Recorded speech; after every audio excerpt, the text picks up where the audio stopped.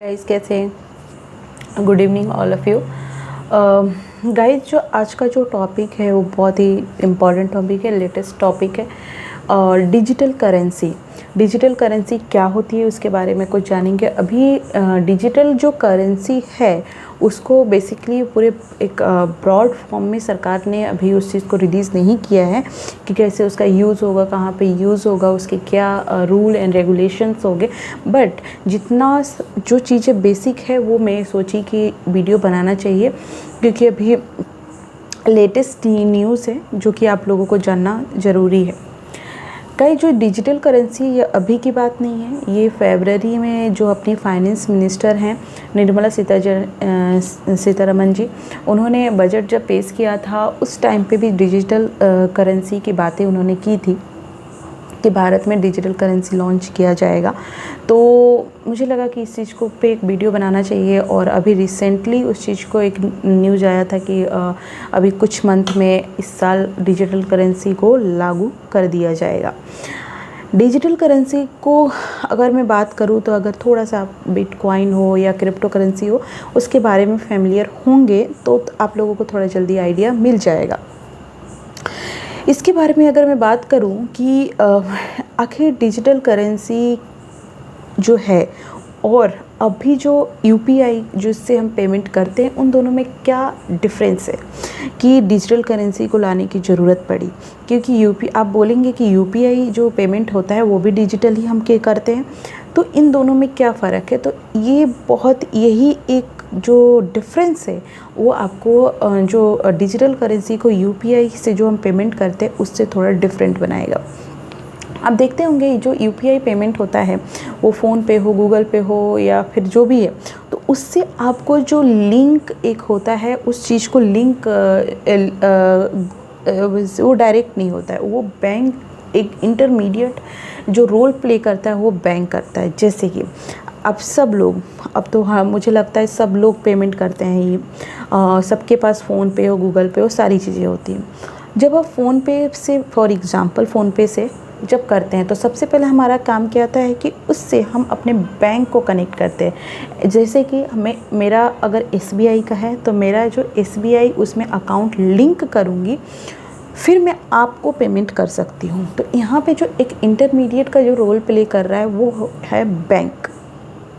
वो मेरा एसबीआई का बैंक जो अकाउंट है तो वो मैं जो आपको अकाउंट पैसे ट्रांसफ़र कर रही हूँ, तो जो बीच में जो रोल प्ले कर रहा है वो एसबीआई। तो ऐसे ही इंटरमीडिएट जो रोल प्ले कर रहा है वो बैंक करते हैं।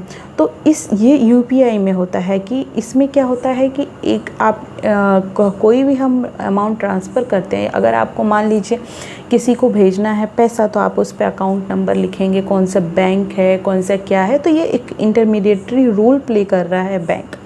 लेकिन वहीं डिजिटल करेंसी की बात करें तो डिजिटल करेंसी जो होगा पूरा का पूरा कोई इंटरमीडिएट रोल प्ले नहीं करेगा, कोई बैंक इंटरमीडिएट रोल प्ले नहीं करेगा, ये पूरा सेंट्रलाइज होगा। पूरा सेंटर जो आरबीआई है, रिज़र्व बैंक ऑफ इंडिया, वो इस चीज़ को मैनेज करेगी।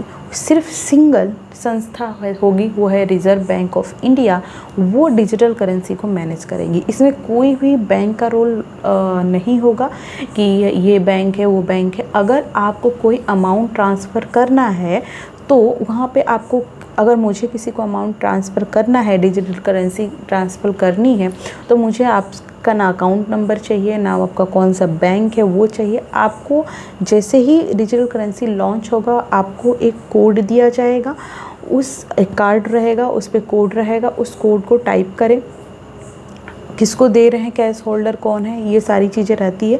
आपको कोई अकाउंट नंबर इस चीज़ की ज़रूरत नहीं होगी, वो डिजिटली आपको ट्रांसफ़र हो जाएगा। तो कहने का मतलब ये है कि जो डिजिटल करेंसी है वो पूरा आरबीआई कंट्रोल करेगा, सेंटर उसे कंट्रोल करेगा, उसके कंट्रोल में रहेगा। दूसरी बात, अगर मान लीजिए आपको अभी इंटरनेशनली पैसे ट्रांसफ़र करने हैं तो आपको उसमें कई तरह के रूल एंड रेगुलेशन होते हैं। ये कार्ड बनवाओ आपका रुपीज़ में है तो आपको ट्रांसफ़र करने के लिए वो नहीं होगा, उसे डॉलर में कन्वर्ट करके, और ये सारी चीज़ें तामझाम होती है। लेकिन जैसे ही डिजिटल करेंसी होगा उसको आप जो ट्रांसफ़र करेंगे वो सीधे आप डिजिटल करेंसी को आप इंटरनेशनली, मान लीजिए आपका कोई बिजनेस यहाँ है, आपको अमेरिका में किसी को ट्रांसफ़र करना है, तो वो डिजिटल करेंसी को के तहत आप उसे ट्रांसफ़र कर सकते हैं। तो एक फ़ायदा इसमें आप देखने को मिलेगा कि अपनी जो करेंसी है उसकी इम्पोर्टेंस बढ़ेगी, उसको वर्ल्ड लेवल ग्लोबली उसको पहचान मिलेगी, जो कि अभी रुपीस को नहीं मिलती है। तो डिजिटल करेंसी आने से उसको एक ग्लोबल पहचान मिलेगी और हम अपने ही डिजिटल करेंसी को अब डिजिटल करेंसी के फॉर्म में ही ट्रांसफ़र कर सकते हैं इसमें को। तो ये एक बहुत फ़ायदा होगा जो कि अभी तक ऐसा नहीं हो रहा था। दूसरी बात, ये आपका जो अमाउंट है वो एक डिजिटल कोड में रहेगा। तो कहने का मतलब ये है कि डिजिटल करेंसी और यूपीआई में डिफरेंस देखें तो यूपीआई है कि मेरे और मैं जिसको भेज रही हूँ उसमें इंटरमीडिएट रोल प्ले कर रहा है, उसको वो ख़त्म करेगा। वो पूरा जो डिपेंड होगा आरबीआई द्वारा, भारत रिज़र्व बैंक के द्वारा डिपेंड होगा और इसमें कोई इंटरमीडिएट रोल प्ले नहीं करेगा। दूसरी बात, इंटरनेशनली करेंसी को फ़ायदा मिलेगा, पहचान मिलेगी। तो ये सारी चीज़ें जो डिजिटल करेंसी के रूप में अगर देखें तो काफ़ी फ़ायदे होंगे। अगर अच्छे से उस चीज़ को रेगुलेट और रूल किया जाए तो काफ़ी हद तक इसमें फ़ायदा होने वाला है। अभी जो है बेसिक छोटा सा ही है वीडियो, क्योंकि अभी पूरा जो इन्फॉर्मेशन नहीं आई है कि उसको कैसे लागू किया जाएगा, कहाँ पे कैसे उसको मैनेज किया जाए, तो कहाँ पे किस रेगुलेशन, ये सारी चीज़ें अभी आने बाकी हैं। तो बेसिकली जो डिफरेंस था वो मैंने आपको बताया कि डिजिटल करेंसी यूपीआई से कैसे डिफरेंस होगा। यूपीआई में बहुत सारे रोल प्ले करता है, इंटरमीडिएटरी रोल प्ले करते हैं बैंक। कभी कभी आप देखते होंगे कि हमने फ़ोन पे किया या गूगल पे किया या जो भी किया तो उसमें सर्वर डाउन, तो हम बोलते हैं कि शायद हमारे बैंक का सर्वर डाउन होगा। तो ये रोल प्ले कौन कर रहा है? बैंक कर रहा है। लेकिन उसमें जो पूरा कंट्रोल कौन करेगा? Reserve bank of India. तो इसमें ख़तरा भी कम रहेगा क्योंकि वो पूरा आरबीआई ही कंट्रोल कर रहा है। तो इसमें थोड़ा फ्रॉड, ये जो सारी चीज़ें होगी वो कम होगी। दूसरी में मनी लॉन्ड्रिंग जो होती है वो सारी चीज़ें इसमें कम होगी अगर डिजिटल करेंसी आएगा। तो इसमें काफ़ी हद तक सुधार देखने को आपको मिलेगा क्योंकि पूरा जो है वो रिज़र्व बैंक ही हैंडल करेगा, उसमें कोई अदर संस्था की कोई ज़रूरत नहीं पड़ेगी।